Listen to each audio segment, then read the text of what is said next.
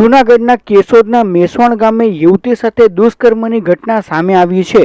આ અંગે સામે આવેલી વિગત અનુસાર તાંત્રિક વિધિના બહાને યુવતી સાથે દુષ્કર્મ ગુજારવામાં આવ્યું હતું, જે બાદ પોલીસ ફરિયાદ થતા પોલીસ એક્શનમાં આવી હતી અને સાગર નામના ભોવા સહિત ફેઝલ પરમાર, વિજય વાઘેલા, નારણ આહિર અને સિકંદર સામે ફરિયાદ નોંધી હતી।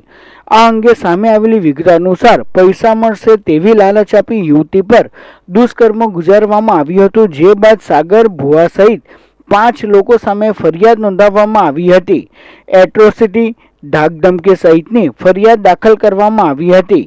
આ મામલે પોલીસે તપાસ હાથ ધરી તમામ આરોપીઓની ધરપકડ કરી કાયદેસરની કાર્યવાહી હાથ ધરી છે।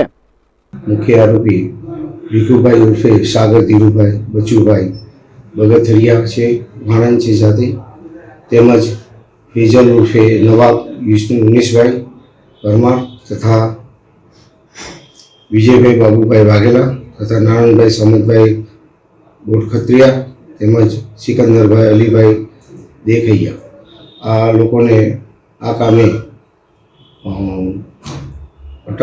કાયદેસરની કાર્યવાહી કરવા માટે ધરપકડ કરવામાં આવેલ છે।